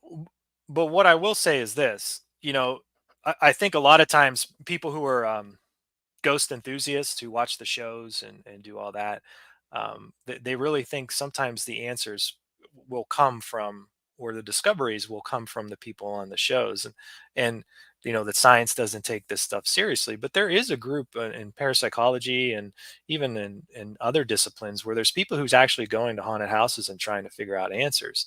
So when I talk about research supporting this idea that EMFs cause hallucinations, it's inconsistent. Um, you know, Prior research measured this and didn't really find anything. But there was a paper, there's 3 papers that really kind of give some credence to this idea that maybe electrical or EMFs have something to do with actual haunted occurrences. And this was a paper published in 2019. And what happened was they went to this haunted location. And in this location, there was this room where there's a bunch of dolls, and supposedly the dolls move objects around, right? So what they did was they put beach balls on the corners of the bed, And supposedly, if you ask the spirit to move the beach ball, it'll knock it off the bed, right? So it makes sense. We've seen these in haunted houses before, right? So the room was believed to be haunted by this young child named Rachel. She was witnessed moving these beach balls before. So what happened was researchers actually set up video, audio, and EMF measurements in this room. And they documented 10 instances of anomalous movements. So this is the balls moving for no reason. And then time sync this to readings of electromagnetic fields or EMFs. And what they found was the anomalous events happened a total of 10 times with both beach balls that were set up. And sometimes the movements would happen at direct request, which is, hey, move the ball, Rachel. And other times they would happen on their own, spontaneously. Now, the reason I bring this up was what they found was when they did the EMF readings with their sophisticated equipment, they found that EMF readings suddenly spiked or decreased right before the ball moved, indicating there was some sort of EMF disruption associated with the paranormal phenomenon. So essentially, significant EMF suppression, which is going down, or spikes occurred on the meter when the ball moved, right? So they were associated with documented instances of whatever. So from their standpoint, it's clear evidence that sort of this localized energetic anomalies are occurring with object movements in this study. So this it's not an isolated event too. They actually found this EMF suppression or spikes happened 3 other times in controlled conditions. So what that tells us is that when you look at this study, they get a baseline meaning. So they study it for 6 hours or whatever, and they know what the EMF in the field is going to be like. So you're going to have ups and downs in EMFs, correct? So if you study something for 2 hours, your EMFs are going to be like this. So they get a baseline reading. But before the object moved, it went 2 standard deviations below, which is a big drop or a big hike when it came to the movement. So, hey, Rachel, move the ball. Poof, went up, ball moved. Poof, went down. Hey, Rachel, move the ball. Poof, went down. Poof, went up, ball moved. So you can see that science is really kind of looking at, we can't spot a ghost, we can't capture a ghost, but if paranormal phenomenon happen or ghostly episodes or experiences happen in correlation with sort of these environmental changes, we can sort of say, hey, this is an objective thing when objective is not subjective. So if I see a ghost, if we're in a room, I see a ghost, you don't, that's subjective. Objective is that ball moves, we both see it. So objective phenomenon happening at the direct request of a ghost, at the same time, an EMF spike or an EMF suppression. This is kind of big news, right?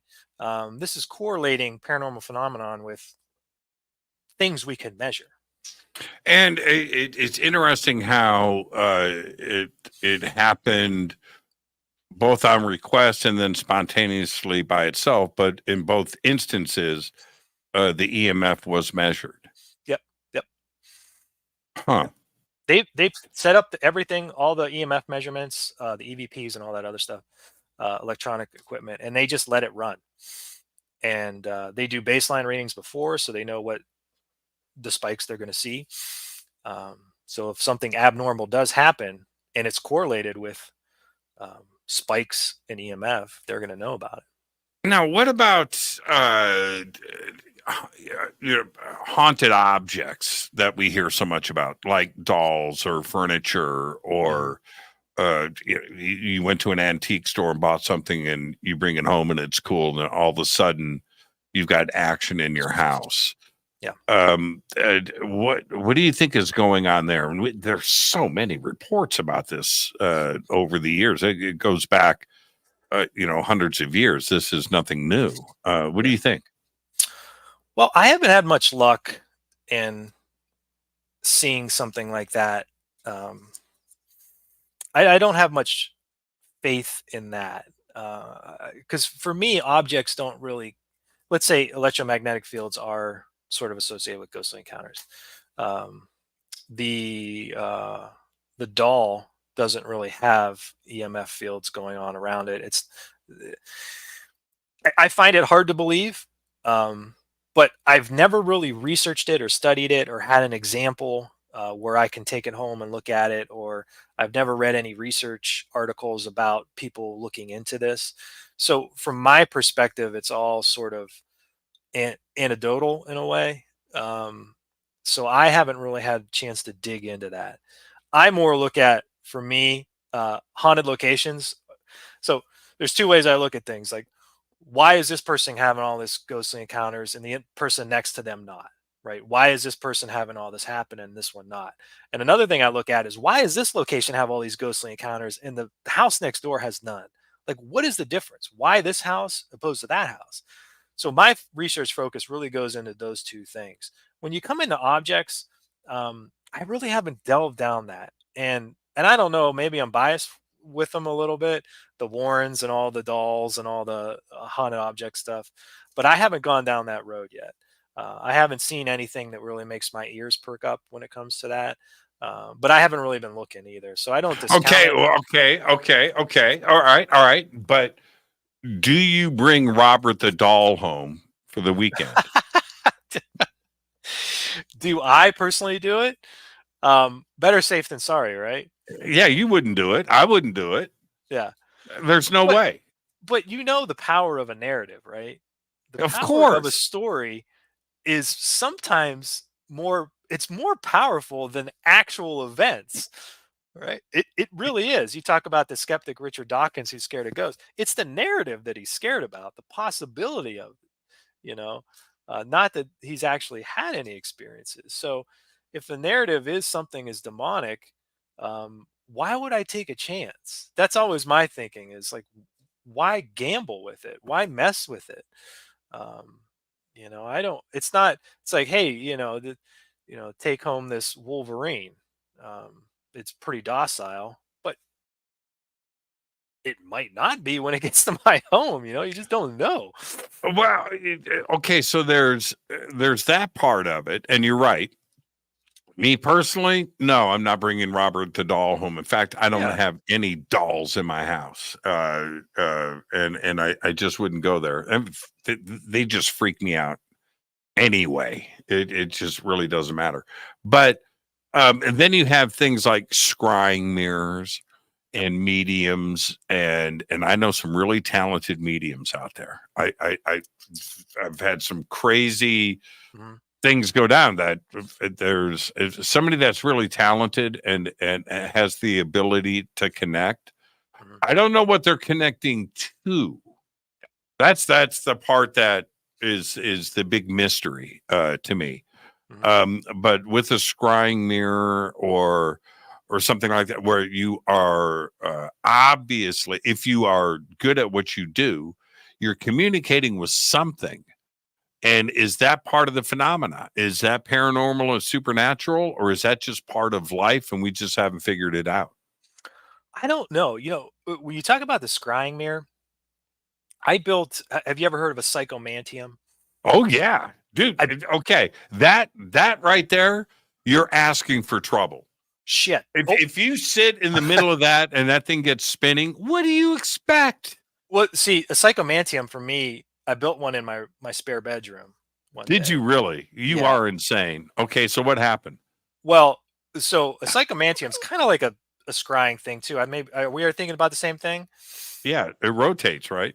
No, no, no, no, no, no, no. See, I think sometimes the wording on this is really, really bad. But a psychomantium is basically, yeah, Robert Moody, I think his name is. He came up with the term near-death experiences. He also did this thing called a psychomantium, where he would essentially, it's a dark room, and you sit back and you have a mirror up there, and the mirror, you're not sitting in front of the mirror. The mirror is facing behind you, so it's pitch black. So you have a candle behind you, and you're looking into a mirror that's essentially pitch black, and you stare at the mirror. And if you do that for long enough, usually what happens is ghosts come out of the mirror, or somehow you go into the mirror. That's a psychomantium. What Uh, happened? You built one. well, yeah, I built one in my spare bedroom up there, and my wife thought I was losing it, and she wasn't wrong. But what happened was nothing, and I was a little disappointed in that. But what would the protocol is you sit, you stare, and usually something comes out of the mirror. You focus on a person you want to talk to, you focus on anything like that, and then it comes out of the mirror. Uh, um, and you're, Something just bumped my chair.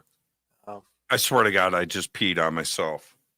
oh, I'm sorry to do this to you. Man, that was not cool. Oh, Give me a minute. yeah.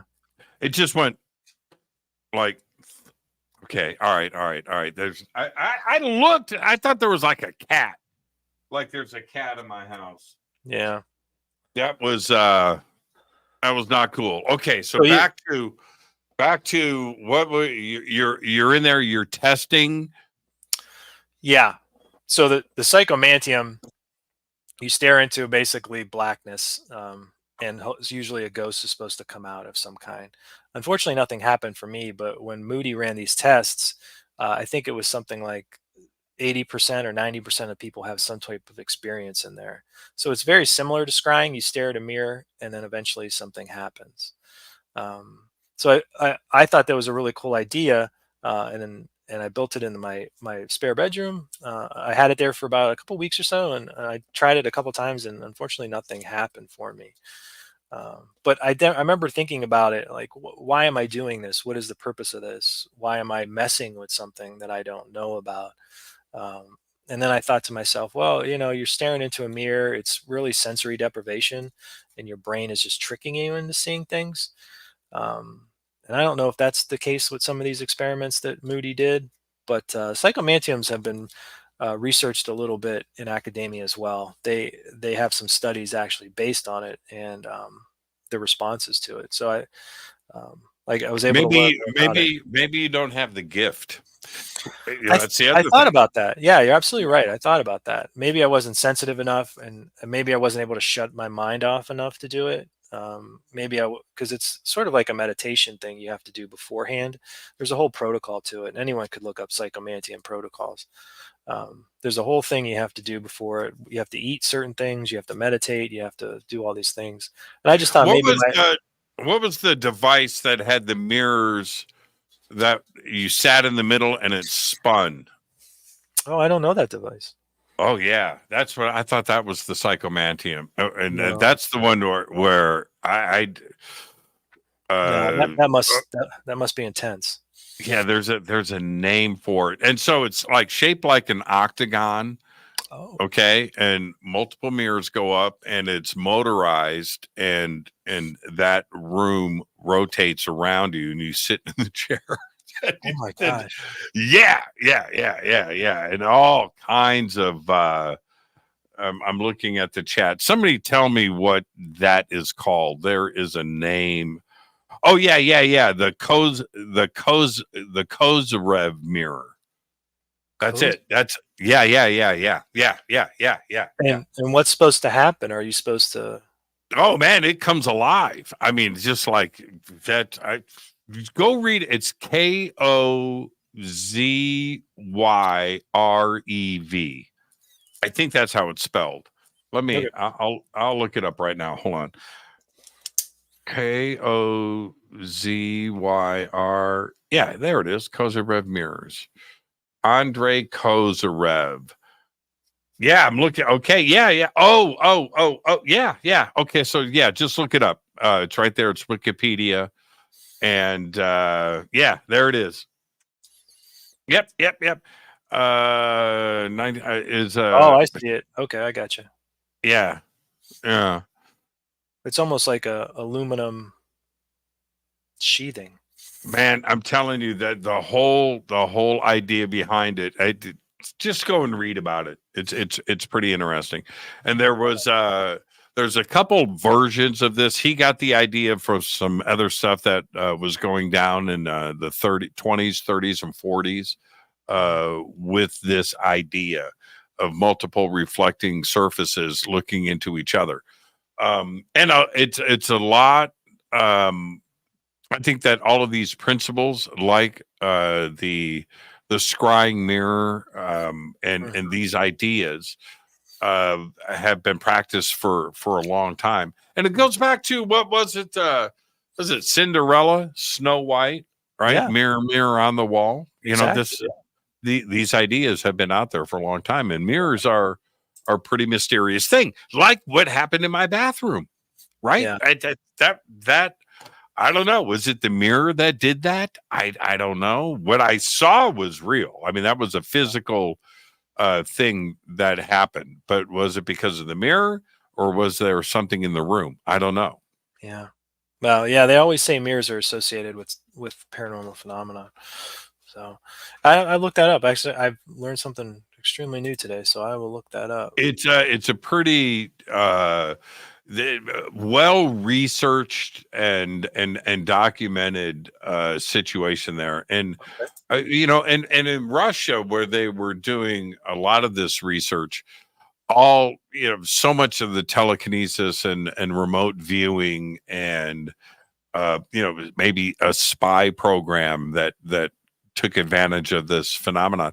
Russia, I still think to this day is looking into this phenomenon. They treat it a little bit differently than we do here in the United States, and it seems that they are always leading this research and going into this.